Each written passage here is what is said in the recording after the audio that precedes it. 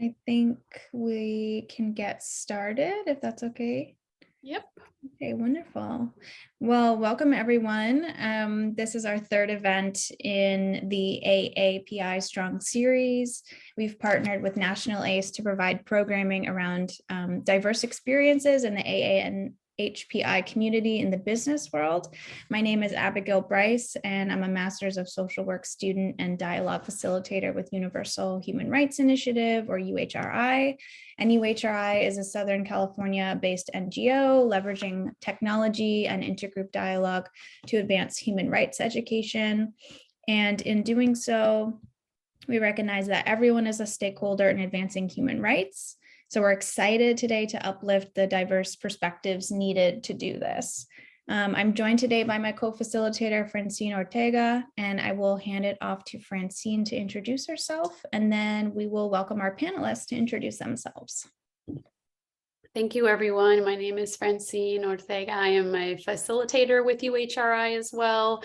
And I'm also a licensed therapist, mental health therapist. So this topic is really near and dear to my heart. So I'm really happy to be here. Great. And I'll welcome Janice and Olivia to introduce themselves. Hi, everyone. I'm Janice Oyama. I use she, her pronouns. I'm a facilitator with UHRI as well as a leadership coach and a change management practitioner. My background has been in the nonprofit social services space, so really excited to get to dive into today's topic with you also. Thanks so much for having me. Thanks, Janice. Hi, everyone. I am Olivia, she, her pronoun. And my background is actually, it's really interesting because it's complete opposite. I've been in corporate pretty much for the last, however long, more than decades now. And, it's going to be a really interesting perspective because there's a lot of red tape and all of that jazz in corporate. I currently work at the 99-cent stores corporate, and my past experiences have always been in apparel, so Gap, True Religion, BCBG, all kind of in the financial inventory management realm. But I'm really excited to be here and to share that perspective with you guys. Thank you, Olivia. Wonderful. So before we get started, we always acknowledge the land that we're on. And so let us all take a moment to reflect on the lands on which we reside. We are coming from many places, and we want to acknowledge the ancestral homelands and traditional territories of Indigenous peoples who have been here since time immemorial, and to recognize that we must continue to build our solidarity and kinship with Native peoples across the Americas and across the world. Land acknowledgements do not exist in past or historical context. Colonialism is current and an ongoing process, and we need to build our mindfulness of our present participation in colonialism or colonization. UHRI is based in the unceded territory of what is called Los Angeles, and we honor and acknowledge the Tongva, Tataviam, and Chumash people who have resided here for generations. We also acknowledge that this country would not exist if it wasn't for the enslaved labor of Black people. We honor the legacy of the African diaspora and Black life, knowledge and skills stolen due to violence and white supremacy. While the movement for justice and liberation is ever present and we are witnessing the power of the people, many are still being met with violence and even being killed. We have seen so much of this, and it's affecting all of us. Collectively, UHRI and all of our communities are saying that police and white violence must end and that Black lives matter. Let us all commit to take what we learn here today and incorporate it into our lives and turn our words into actions. Please join me in taking a moment to honor the land, life, and labor of the Indigenous and Black communities where you reside. Thank you so much, Francine. I will also say, if you have any questions for our speakers or facilitators that you'd like to ask in the Q&A section, you're welcome to put those questions in the chat and we'll collect them and we can post them at the end of today's event. So today we're talking about the role that mental health plays in advancing inclusion and a sense of belonging in the business world, and how people navigate treating their mental health while also managing the demands of culture in the business world and also in our social spheres. So to do this, we'll talk about barriers to inclusion and belonging, as well as invite success stories in from our panelists to set the tone for a way forward. And we'll also explore what our spheres of influence are and how we can make positive impacts, not only on ourselves, right, our own mental health and well-being, but also with employees, coworkers, and other stakeholders in the areas where we do our varied work. So I'll turn it over to Francine to go over what makes dialogue a unique tool in bringing and inviting in diversity and inclusion. Yes, so a part of UHRI's work is providing intergroup dialogue to various communities in a variety of settings. And so today we're using dialogue in this setting, and dialogue differs from discussion and debate in many ways. So discussion is more about presenting ideas, sharing information, problem solving, and maybe achieving some preset goals. Most of us are familiar with debate and how it's usually about advocating different perspectives. There's more judgment involved. There's usually right and wrong standpoints, and one defends their own position. So dialogue is neither discussion nor debate. It is about listening and actively listening with empathy. It's about learning and sharing different perspectives and broadening one's own perspective. It allows for differences, and so multi-partiality, right? The idea that there are many different rights or many different perspectives. We explore thoughts and feelings, and we address complexity, paradox, ambiguity. We articulate the unspoken, and overall we try to build community and build relationships. And sometimes that means coming to collective meaning or highlighting what we have in common. Yeah. So today we will enter into this conversation with a dialogue focus. So in dialogue at UHRI, we use this acronym for ASPIRE. So our communication guidelines today will continue to use this. And there are two facilitators and our two panelists today. So we will use these guidelines in our conversation today. A is for assuming good intent. So we always assume that the person is coming from a good place when they make a comment or ask a question. But we also want to take accountability for any negative impact that what we say might have, despite having good intentions. We share airtime. That means people who take up a lot of space, we ask you to step back, and people who maybe are a little bit more talkative or who are less talkative and who take up less space, we say, please come forward, and we want to hear from you too. So we want to hear from both people who generally talk more and those who talk less, and we want to share that space so everybody has a voice. We practice active listening with empathy. We use I statements, so we speak from our own experience. We don't speak for whole groups. We respect confidentiality generally. Today we'll be recording this, so just be aware of that.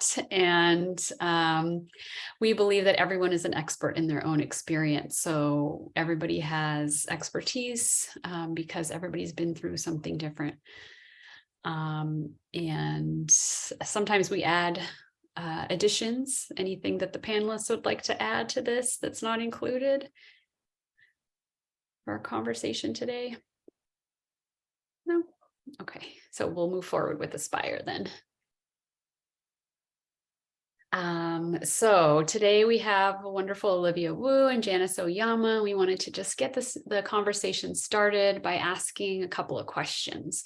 Why is it important to talk about mental health in the business world, right? Some people might think this is an odd juxtaposition of business and mental health.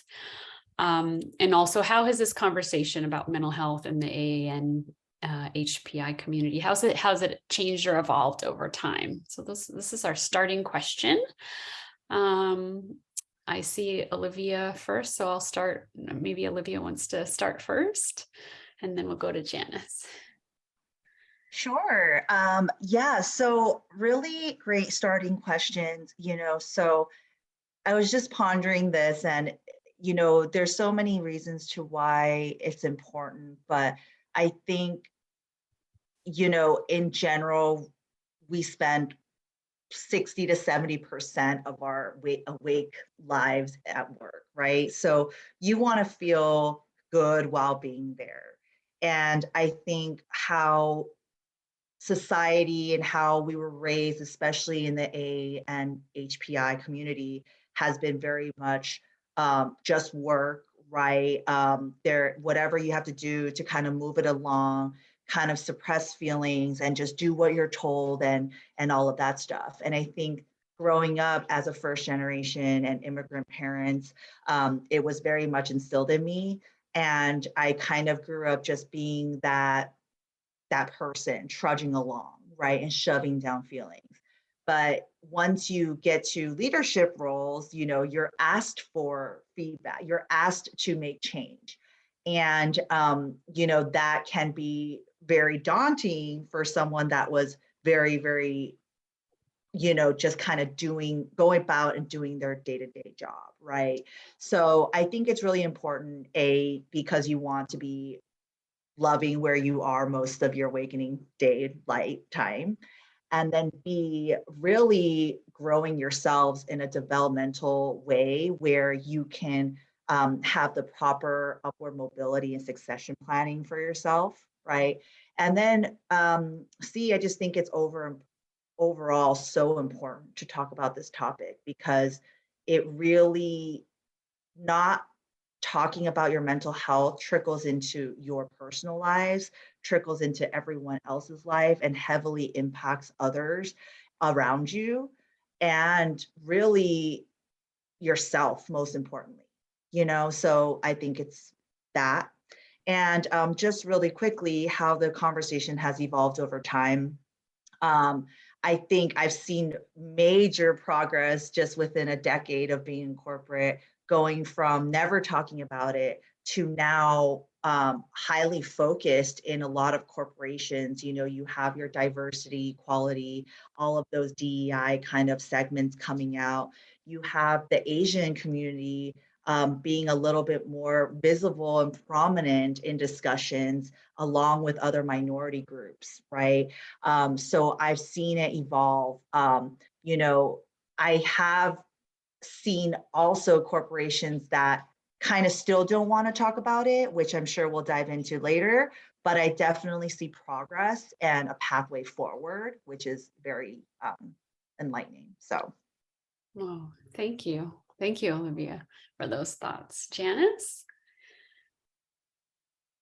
Yeah, I think what Olivia shared really resonates a lot with me as well. A lot of similarities. And I might just start with how the conversation has evolved, because I think in the last couple of years, even though the pandemic has been so incredibly just tragic, the amount of loss and struggle and the challenges that it's presented, it has in many ways, I think, catapulted us to a place around mental health and really just bringing to light people's well-being in a way that may have taken us a little bit longer. So in that sense, I would say that it has really brought mental health to top of mind for a lot of leaders and businesses. I think that there's still a lot of work there, and I'm sure we're going to get into that. But I think it's been a topic now that more folks are talking about and understanding the importance of it.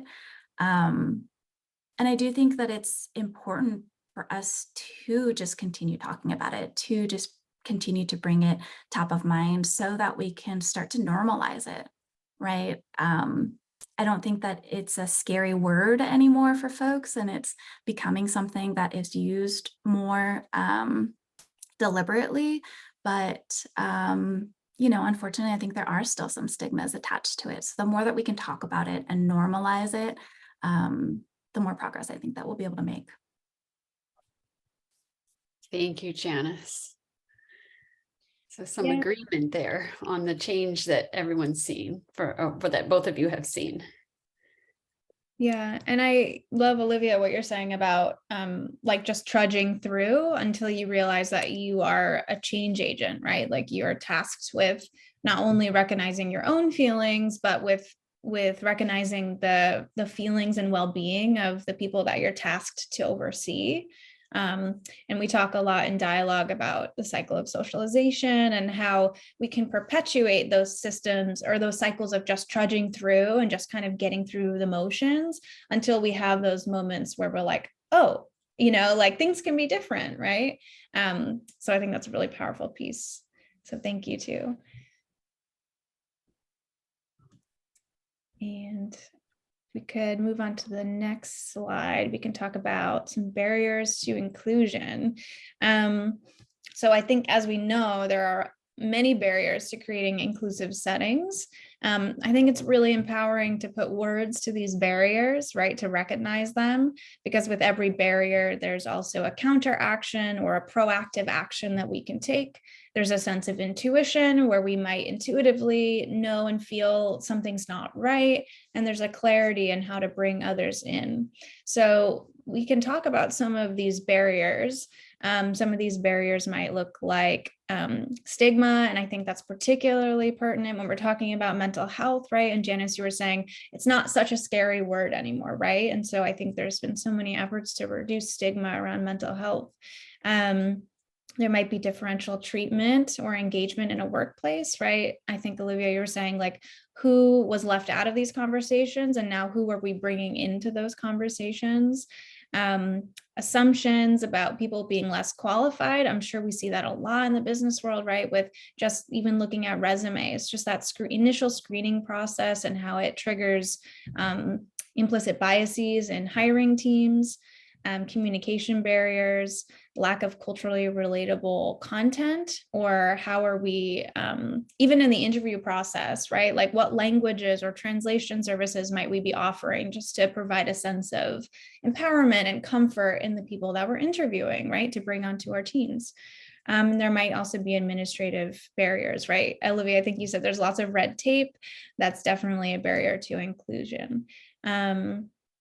And then as much as there are those barriers, right, there's also examples of inclusion. So, promoting a sense of belonging with maybe culturally competent activities or materials and conversations, attending to individual experiences, right? So relying on alternative perspectives, not just what is kind of traditionally known.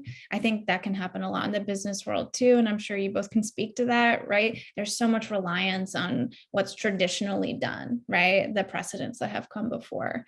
There's a promoting of psychological and identity safety, right? Do people know that their experiences and perspectives are welcome in a conversation or in a meeting? We might revise internal and external practices. We might disaggregate data. I think that's really important when we're trying to figure out who needs attention, who needs more inclusion and more support. And then again, that cultural competency, and then creating things like affinity groups and allowing people to find common ground across identity. And like you were saying, Olivia, we spend so much of our lives at work. I was just reading this Gallup poll and data around like having a best friend at work and how important that is and how much that can promote a sense of like well-being at work and increase productivity and that support that you get from really feeling like someone at work sees you and knows you and cares about how you are. So those are some of the ways that we can promote inclusion. And then if we turn to the next slide, I'd love to bring our guests into that conversation of, where do you see barriers to addressing mental health in the workplace. So whether you've acted, as a manager or a leader or even a consultant, what are some of those barriers that you've seen, and how have you maybe broken through some of those barriers?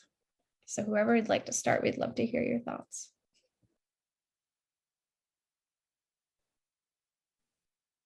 I can start. So, I think speaking to the red tape, right? I think when you want to talk about your mental health, there really isn't.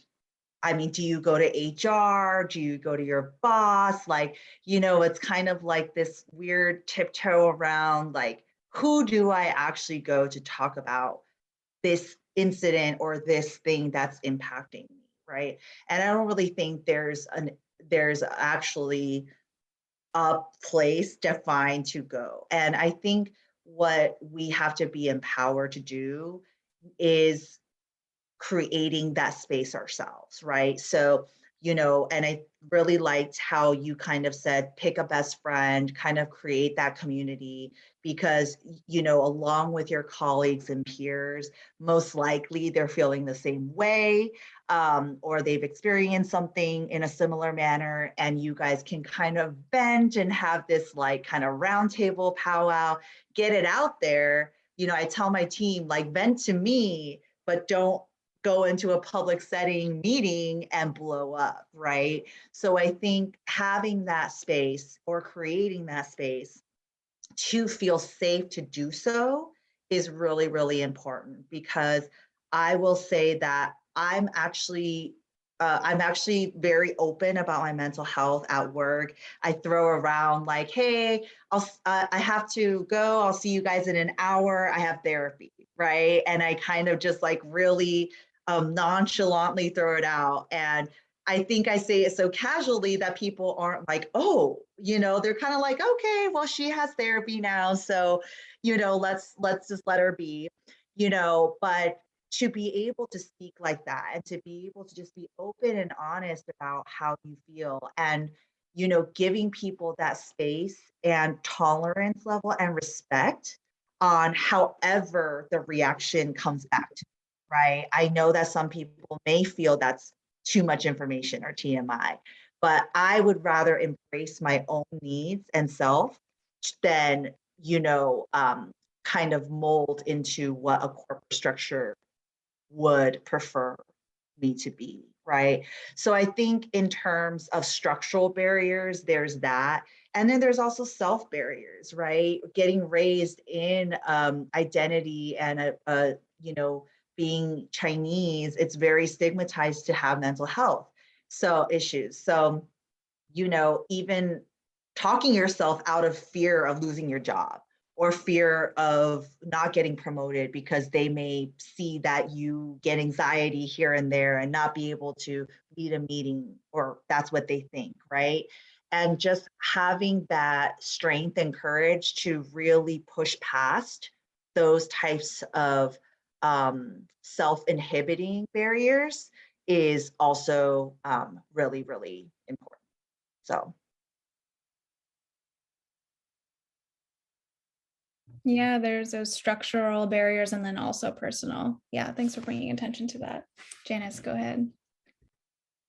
Yeah, I just want to kind of roll off of what Olivia was sharing around those personal barriers. I think it's sort of intertwined into our identity too, right? So I was just thinking about specifically within the AAPI community, mental health isn't always something talked about. And so I think there's a lack of education around it and just resources and knowing what to do, right? I think unless we have spaces like this or that supportive community where you can understand your own needs, then it's hard to ask for what you need. And it's hard to be able to provide that kind of environment for teams or really promote that within a business. And so I guess that kind of goes also with feeling safe at work. Like that's a huge barrier, right? It really depends on the business culture. Is it something that is supported, that employees have access to? that is widely accepted. Like, I love, Olivia, how you shared that you're really open about it. I think that modeling it is so critical and contributes to us being able to normalize that, right? You say something and it might inspire another employee to feel more comfortable talking about it. And that way it becomes just kind of an everyday part of our lives, just like we might share about, having physical activities, like, oh, I'm going to go play sports this weekend. Well, I'm going to go to a therapy session, and I think that that's really brave and really incredible of you to be able to set that model in your workplace. And I think another thing that stood out for me as a barrier kind of goes a step beyond that. So even if folks are able to find that brave space and talk about it, I think there's a fear of what's next, or that, what does it matter? I could talk about it, I could express my needs, I could have a clear plan, that I present to leadership, but that doesn't necessarily mean that anything will happen. And then I think it ties back to that personal fear as well. Like, now, how will I be perceived? Maybe one, for having this passion, or also just, am I going to be categorized now into this group that maybe, can't perform as well, or even might be a troublemaker in this space who's going to keep pushing buttons around something that isn't a priority for the business. And so, yeah, maybe that's the last barrier I'm thinking about, is how are businesses prioritizing their employees' mental health and understanding that it is a critical part of supporting them as a whole person, right? And that it's not just it would be great if we could, that it's a critical part of who they are and really their ability to perform at peak performance, if that's what the business is looking for. Yeah, thank you so much. I think you're speaking to, right, we have to combat the stigma around mental health, but then also maybe the stigma around being, like you were saying, Janice, like the troublemaker in the workplace, right? The person who's bringing up those counterpoints and those alternative perspectives. And modeling can come with risks, right? It can come with being singled out and maybe not fitting into your corporate or business culture, which might contribute to a sense of hopelessness, right? So we want to just kind of nod to the hopefulness that we might be able to feel in affecting change. And so I'll hand it off to Francine to talk about our spheres of influence and, how and where we might be able to push for some change. Yeah, so when we do the full multi-week dialogue, we talk about what we can do to move towards change. And so this sphere of influence graph illustrates some of that. And I think you all touched on a lot of the barriers in these areas, right? Personal barriers, private barriers, maybe in a social network, maybe at work, and then in the organization. And you've touched on cultural barriers as well. So we can also think about these areas as spheres where we can try to make change. So in our personal sphere, in our private sphere, in our social networks, at work, and even outside of work, organizationally at work, right? There's changes that can be made to make a setting feel more inclusive, a work setting feel more inclusive, where there's a bigger sense of belonging. And then maybe the public face of the organization or the company too, right, can promote change. And culturally, slowly cultural changes can happen as we change our systems, our stories, and our symbols that we use. So thinking about that empowerment piece and that hope piece, and specifically looking at where can I make a change in these spheres is important, especially as business leaders. Yeah, and we wanted to offer some tools for disrupting oppressive behavior that we see in the workplace. So I'm defining oppression here as the use of power or privilege by a socially, politically, economically, or culturally dominant group to disempower other peoples or other groups.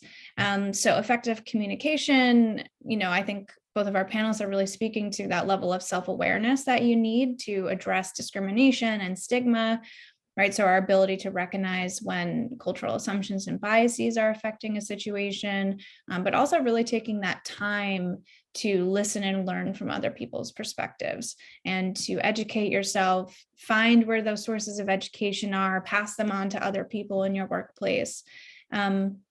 So we like to promote the 4 C's of, engaging everyone in productive and empathic conversations, right? So inviting in that sense of personal experience. So tools that we can use are clarifying to gain a sense of intentions when you hear a statement at work or you're involved in a conversation that's having an impact on you, or even as an ally, seeing the impact that it's having on someone else in your workplace, right? So saying things like, tell me more about what you mean when you say X, Y, and Z, or did I understand you correctly? Like, is this what you intended to say? Changing the conversation from dealing in abstracts to dealing with personal experiences. And I think it's really hard. We're dealing with so many current events that will find their way inevitably into the workplace that are very charged emotionally and politically. And I think those abstract conversations, when we're talking in ideologies, we're talking in values, they can cause a lot of friction. So one tool is to kind of bring that conversation down to that personal level of experience to promote maybe a deeper relational sense in a conversation. So asking about experiences that your colleagues have had can bring us to that level. And then considering and reflecting on what those varied experiences that hopefully you're making room for mean for your community, right? So even your workplace community. So what does it mean for us that we all have these different experiences? Like there's the way that maybe management wants to shape your workplace, and there's a way that from kind of that level up that people's personal experiences can shape. And are we making room for those personal experiences to have just as much of an impact as kind of top level down? And then challenging statements that you hear with a credible counterpoint. So, I've heard others say that statements like that sometimes make their identity feel less important. It has an impact. So really taking that time to provide counterpoints and give voice to other perspectives. So those are some of the tools that we can use to interrupt behavior in the moment. It can be really uncomfortable to do that, but there are tools that you can use to do that effectively.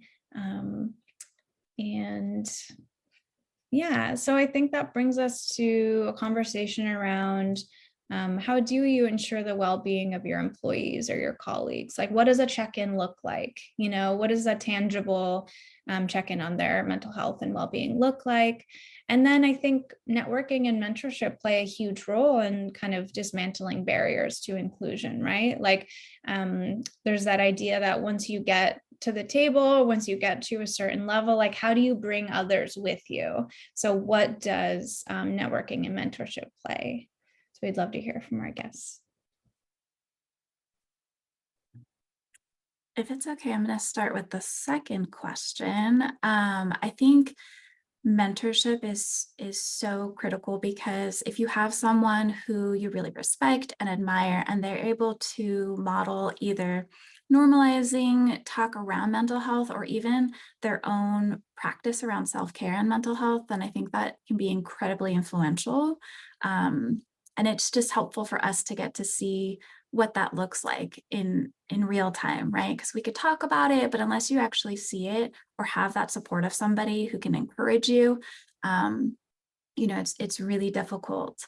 And as far as networking, again, I'm sorry, I think I'm playing out the word normalize, but I think that's really critical, because the more folks that you meet, whether it's in the same business circle or even different ones, I think it just helps us to be able to normalize that conversation around mental health. But you can also learn practices or different strategies that other businesses might be implementing, and be able to take that back to your own. And I think that's a huge just kind of bonus of you can get that personal and professional support, but you can also strategize and learn what other companies are doing, what has worked, what hasn't worked. And even maybe bring them in to talk to your leadership or address different challenges that you might be having. And so I think that's huge. The more allies that you can create within the business circle, I think the more impactful and powerful it'll be. For me personally, to ensure the well-being of anyone on my team, colleagues, folks just in general that I'm working with, one, I think it's best to have it something consistent so that it's expected, you know that folks are going to talk about it. I like to do that in one-on-one check-ins, and then maybe in a team meeting or more of a group setting, use mindfulness exercises. I've found that that's been really helpful and powerful because as I mentioned, I come from the nonprofit and social services world. So being, overworked and just burnt out is very common. And sometimes we don't make the time for ourselves to check in. And so just having a quick, 2-minute mindfulness exercise, just check in with your body, see where you're holding that tension, realize that your stomach is growling, or even just sitting quietly for a minute, what thoughts come to mind. That has been so helpful, I think, for teams to, one, sort of have that forced moment to pause and check in with themselves. And then also to be able to do it in a group helps them to be able to share and talk about it. And then that can always lead into, what supports can the team provide? Or if you're the leader of that team, what can I do to support you? Whether it's encouraging a mental health day, taking off some time, utilizing those sick days for mental health, or just kind of figuring out what's going to work best for your team. But certainly making it a regular practice, I think, is really important.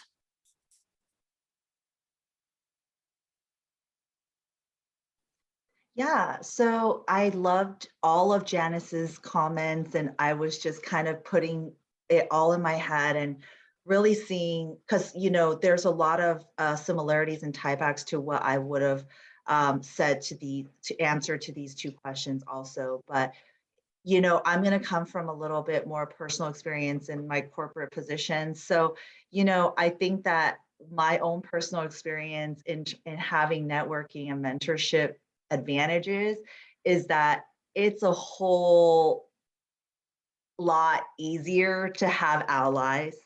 It's a whole lot easier to all march towards the same direction and have friends along the way rather than always fighting a battle against each other. And it really is all about how your delivery and how you can get that buy-in from your counterparts, right? And I will tell you from personal experience that I'm a very passionate, was very like, this is what I believe, and I have a lot of convictions. But at the same time, I wasn't working smarter. I was working a lot harder to get my point across. What I needed to do was really listen to the counterpart and to the network around me to really see what they needed from me to get the ball rolling to all come together in that same direction, right? So I will say that bringing a partner along is way easier than going bulldozing through like a bull in the china shop, right? So that's probably why I feel like having a mentor and network around you is going to benefit you and also the business in itself in a large way. How I ensure well-being, similar to Janice, I have weekly touch bases with my team, and I make sure my team knows that this is your time. It's your time to cry, talk about life, talk about work, training, whatever you need. This is what this time is carved out for. And I want them to know that I'm setting aside time weekly for them because I am here for them. Because I truly believe that a strong team without a team, without the people that are running the day in, day out, you would have no company, you would have no business, right? So making them feel appreciated, recognized, and checking in and really digging deep to, hey, this situation happened. How did that make you feel? Right? We don't want to be oblivious as leaders, right? We don't want to just see a tough meeting happen and just hope that they're okay, right? We want to ask them like, hey, that was a little tough in there. How did you feel about that? Are you okay? And that may facilitate conversations and feelings that can come out rather than them stirring on it until you get to it when you get to it, right? So I think that's really important. And I think the last bullet that I would say is really important is ensuring that your employees know that you're on their side, right? In the corporate world, it's a lot different. We're, I would say, a lot less mindful and aware of our surroundings. Tough words, tough conversations happen all around us every day. And it's very hard to, you'll feel defensive sometimes because you're like, whoa, I didn't deserve that, right? But also coming from a place, but then we struggle because we're like, well, this is work and, this is how work is going to be. And they're 3 levels above me. Like, what do I do? I guess I'll just suck it up, right? So I think it's really important as leaders in a company to widely kind of spread to your team like what you stand for, right? Multiple times I've actually had to tell my team, do not let anyone disrespect you like they did in that meeting. And if I see that one more time, we will get up together and walk out, because we are not here to be bombarded against, to be attacked. We are here as partners along with the people in the meeting to accomplish a common goal. And this was not constructive criticism, right? So knowing that, I've realized that my team feels more empowered, knowing that they have a strong support behind them that will have their backs when things go awry. And also it makes them feel more free to be accountable for when they don't do things right, because they know that, you know what, Olivia has my back, but okay, like I'm gonna have to tell her I kind of let her down this time. And, and they feel a sense of accountability for that and they don't do it again, right? So I think that in those ways, we can kind of practice how to kind of spread that well-being to our teams and our employees. Yeah, thank you both so much. I think you're speaking a lot to changing the status quo, right? Janice, you were saying like, and Olivia, providing that sense of consistency and new expectations, right? Like we're going to change the way that you kind of, have expectations for yourself and also expectations for your team. I think to your point, Olivia, about allyship is so important, not only for accountability, but also for risk taking, to kind of keep edging that status quo along in a different direction. Just knowing that people have your back is so important to changing the way that things are.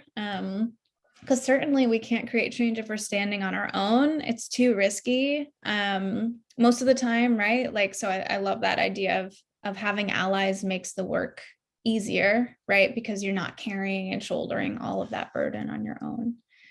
And I'll pass it to Francine. We're going to talk about self-care a little bit, taking that direction. Yeah, so I heard self-care come up several times in this conversation already.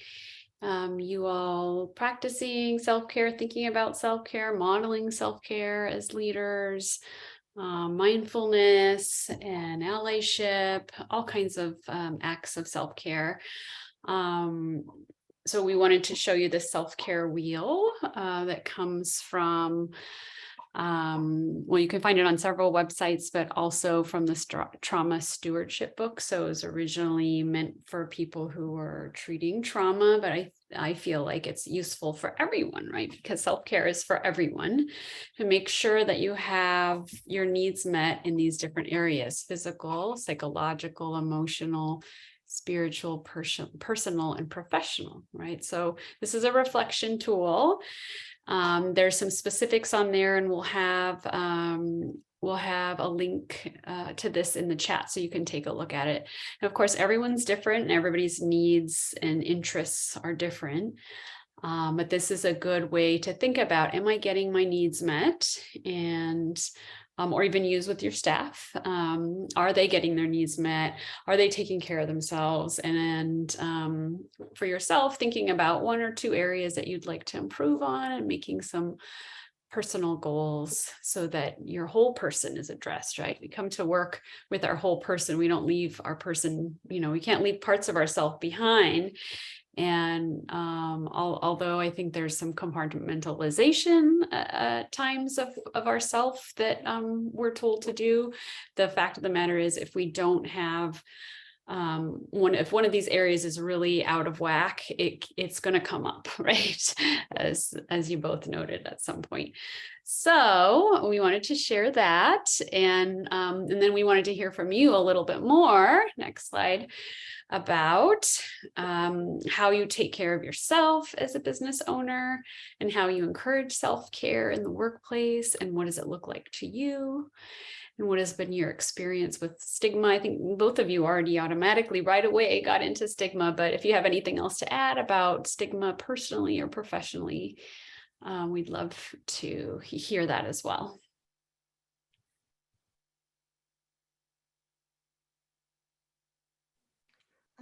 I can start this one off. So self-care, for me,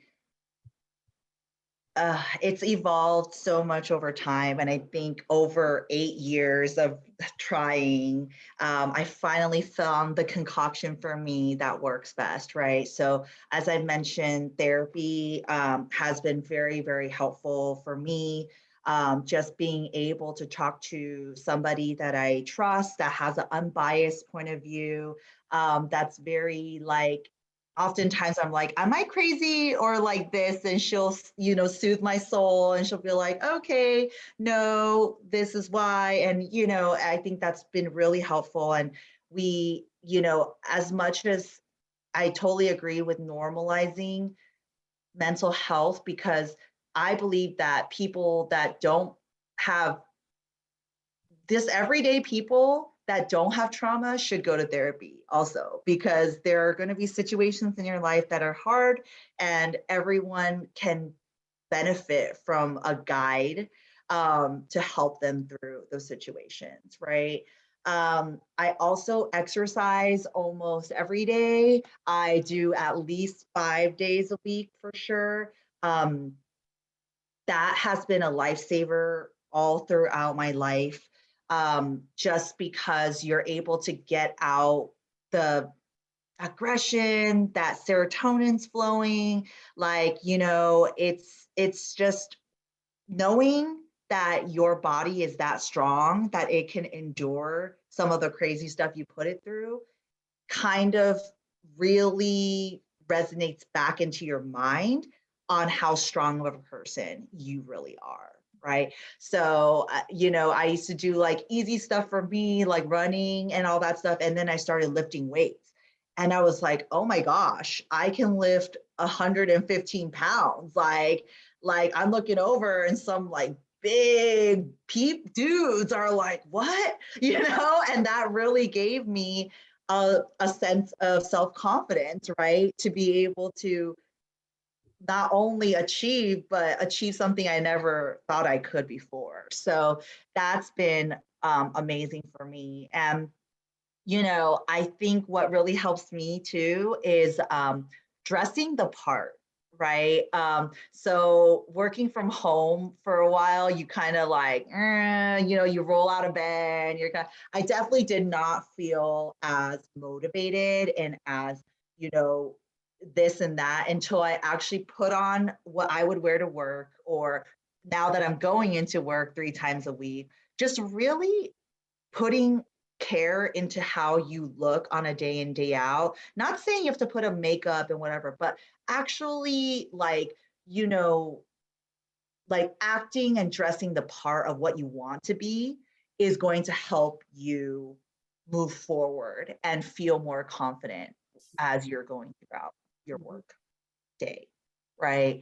And really just in terms of mental health stigma, I think we've kind of touched on a certain couple points, but I really just encourage, and I want to, along the side of hopefulness, I did feel very high risk when I was throwing out therapy, and I would tell my boss, like, I like, this is a lot for me right now, and this and that comments, and but really staying true to yourself, right? Really staying true to, what, my mental health matters, and I am a very big asset and component to this company, and if they want my 100%, then I need to be 100% on myself, right?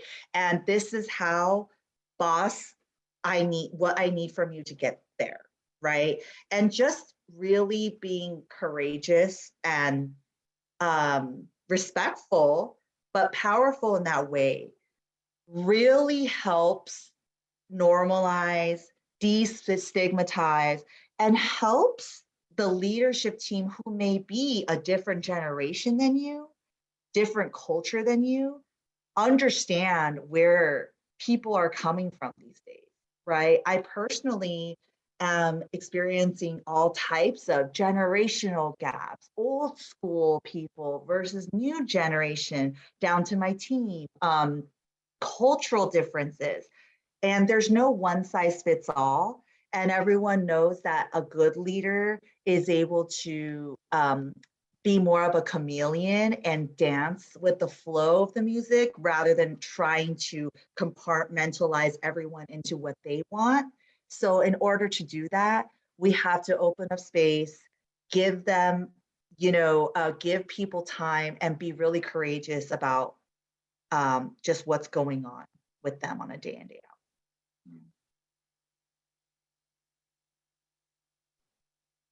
Thank you, Olivia. So I heard a lot about your confidence and your courage. You use that word yourself, and you're advocating for yourself and a lot of modeling and taking care of all kinds of needs yourself personally. Thanks so much for sharing that. Janice? Yeah, Olivia, I love the strength and your passion. I'm feeling it, and I'm inspired by it. Let's see. I also appreciated, Olivia, how you mentioned the evolution of your self-care. I think that's something I haven't thought about, but certainly it has evolved and changed. I think the more that I dive into, these kinds of spaces and tough work and just raising my own self-awareness around my needs and better understanding me, I've learned that I am definitely very introverted. And so it was so interesting to hear a lot of your self-care plans, because I think mine are wildly different. But that's the thing, right? It's called self-care for a reason, is it's very personal and individual to each person. So for me, I think prior to really understanding what I needed, my self-care looked like going out with friends and staying active and doing a lot of, quote, fun things. But what I realized over the last couple of years is that for me, self-care involves quiet time and lounging on the couch in my PJs, binging on a Netflix series. I need that nothingness and to do mindless things where my thoughts can rest, where there's no demand physically or mentally or emotionally. And so I think that's been really critical for me to learn and understand about myself. Because I would wonder, why do I still feel so burnt out and overstretched? I'm doing things for me, I'm doing fun things, but really needing to recognize that what I really needed and to really care for myself, it meant pausing and retreating to my cave, snuggles with the dog rather than going out. And so I've really come to understand and value that alone time is re-energizing for me. But also that, having that time to socialize and connect with other people, that also fuels me, but it fuels my heart in a different way. And so, yeah, to sum it up, I'd say my self-care involves a lot of nothing. And it also just made me think of Brene Brown mentioned on one of her podcasts, I think that the true solution to burnout is doing nothing. Like you have to counterbalance that with, just resting. And so I've been able to see that's definitely true for me. As far as my experience with mental health stigma, I think I definitely have some really strong examples in the workplace. I think it's unfortunate to have so many examples, right? But for me, it's challenging and really tough because, I think I own a few marginalized identities, and so they really intersect and overlap, and it's just this combination of complexity. And so, identifying as Asian American, cisgen woman, being and looking young. And then, of course, just having my own struggles with mental health around depression and anxiety, something that I've struggled with, pretty much my entire life.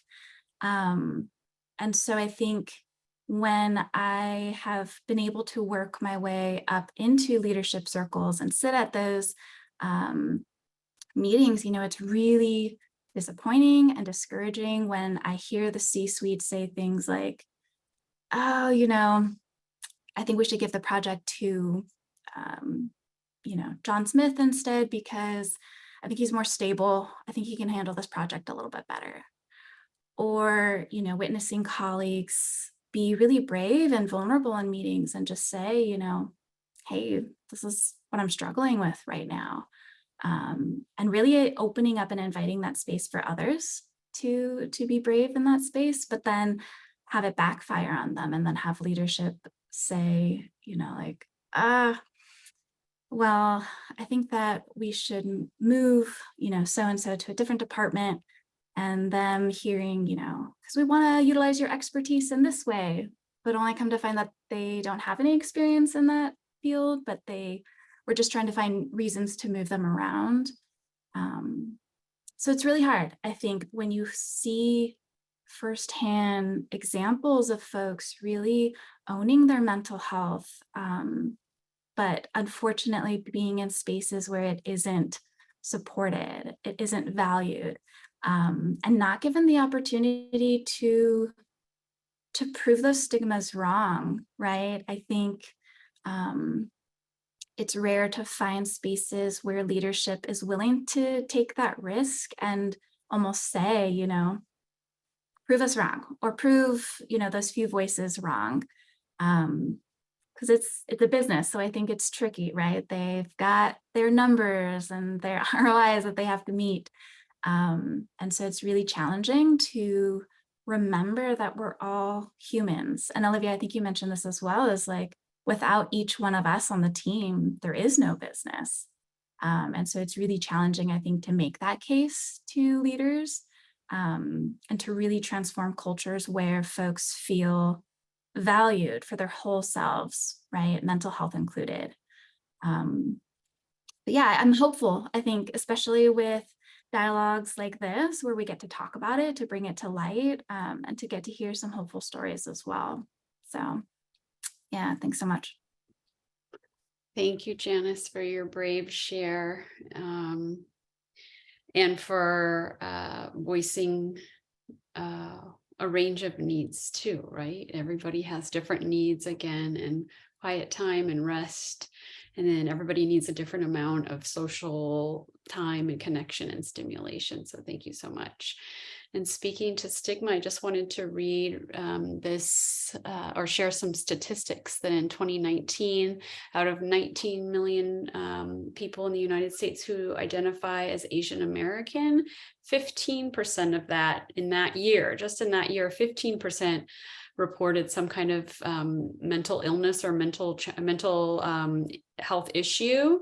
And that was just in 1 year. And that was just what was reported. So 15%, that's like every one, like 1 in 6 or 7 people, right? And so it's much more common than most of us say. And so just want to thank you all for sharing. So sometimes to the question I get, like, how do I fit this in self-care strategies, right? I don't have time. And it sounds like both Janice and Olivia are making lots of time for their self-care. And still, if you're somebody who says, I don't have enough time, we wanted to just offer some self-care strategies for in the moment that take 30 seconds or less, right? So things like just taking a second and noticing how you're talking to yourself, using things like affirmations, taking deep breaths, notice your body, notice what's stressing you out, just checking in with yourself, right? Talking to yourself kindly, asking yourself what you can let go of, bringing some humor into the situation, and small things to nurture yourself too, right? Whether it's, having a glass of water, putting on some lotion, like some small little self-care moments. I think those can all add up and help over time, right? As in addition to all those big things that are on the list as well. So I think we're moving to the next slide. Yes. So in counterpart to the self-care wheel, there is also a blank self-care wheel that folks can do on their own. So after this call, we invite you to fill this out yourself. Maybe you reflect on the filled in one, maybe you use your own ideas, but thinking about all of these areas of yourself and more, if there's any that are left out, and maybe jotting down a couple that you'd like to focus on or work towards doing regularly in terms of taking care of yourself. The better we take care of ourselves, the better we can show up for others, whether it's at work or in our personal life, or with our families, and for ourselves as well. So we'll put that in the chat as well, so folks can do that at the end. Yeah, thank you, Francine. Yeah, I was thinking about my own self-care strategies, and I think it's just anything that feels like my heart, like opening my heart. So sometimes I'll wake up and I'll just smile, and it feels like sometimes it really feels like I have to force that smile, but even just that, it tells my brain that something positive might be happening, right? Or touching a tree, like touching tree bark, I think is really effective, right? It stimulates my senses. So I think sometimes when we see those, we're scrolling on social media and we see all these self-care strategies, and they might not resonate with people. I just want to tell people to extract like that kind of high level from that. So if it tells, if a self-care strategy is taking a bath and that doesn't really like fit for you, the takeaway from that might just be pausing or, like stimulating your senses in some way or doing some deep breathing. So yeah, I love what you said, Janice, about like self-care. You have to emphasize the self. It looks different for everyone. Really important and doesn't have to take up too much time. So we wanted to just thank everyone for coming today. Take 30 seconds every day this week to check in with yourself in promotion of self-care. I think, I took a lot of notes as we were talking, and I think some of the themes that I'm seeing are, making the implicit really explicit, right? So if it feels like your employee or your coworker should know that they can come to you, make it known that they can come to you. Or if you're struggling with something and you think people should be able to read what's going on, like tell them what's going on. And the other idea of, is it HR that we go to? Is it so-and-so that I go to? Like really defining those channels for support. And I think, I wrote down like none of us is replaceable, right? And I think that's something we come up against. And honestly, I think whether we're working in the corporate world or if we're working in the social services world, there's just this idea that people are replaceable, and we're really not, right? So I want to thank National ACE for partnering with us to host these incredible AAPI Strong events. And they continue tomorrow. We're launching a 4-part cultural sensitivity dialogue series. It starts at 10:30 a.m. Pacific time or 1:30 p.m. Eastern time. The 4-part series will take us through kind of the 4 stages of intergroup dialogue. So we'll do a lot of trust building exercises, active listening. We'll explore what empathy looks like in action, and kind of keep continuing this conversation around care of self and community. So let's see. Yeah, so that starts tomorrow on the 29th of October. And that's a Saturday, and that'll run for 4 Saturdays. We'll work around holidays and such, but we'll be there. So if you go to UHRI.ngo/upcoming-events, I will put that in the chat as well. That's where you can register for that event. And let's see. Yeah, so thank you everyone so much for joining. Encourage people to come to our 4-part series and any events in the future. Thanks. Thank you guys so much. Thanks, Olivia. I don't know if there's any final thoughts or questions from Janice or Olivia. No? Okay. There was one thing Jan- that has yes. just been sticking in my head. It was the slide with the spheres of influence. I think it showed the individual as like the least impact. I'm not sure if that was the correct word. And then as you went further out in the spheres, smallest and largest. Yeah. I don't know. I just kept thinking of that, and I really wanted to challenge, like, I think coming from a perspective, one, I worked a lot in human behavior, as well as from the change management perspective, which really is just like the people side of change. I might argue that the largest impact is the individual person, and that it starts there. And I know on the scale here, it's kind of thinking more of like, the size, and not necessarily how influential, or like the ripple effect on it. So I understand what it's representing, but I just keep thinking about it. Like, I just think that the individual offers such a large impact, and any change that we see does start oftentimes just with one person or one idea, who can then, collect and build those allies, and then things just start to grow from there. But yeah, I don't know. That was just one thing that kept sticking with me, was wanting to kind of emphasize the power that, each individual does have, even though it can feel really scary and overwhelming in that business structure or culturally in our society or in our country. But yeah, that was all. Thank you, Janice. Thanks for bringing that perspective. I love it.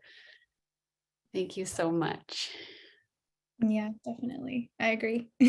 Yeah. All right. Yeah. Take care, everyone. Thank you so much for joining. Thank you, everyone.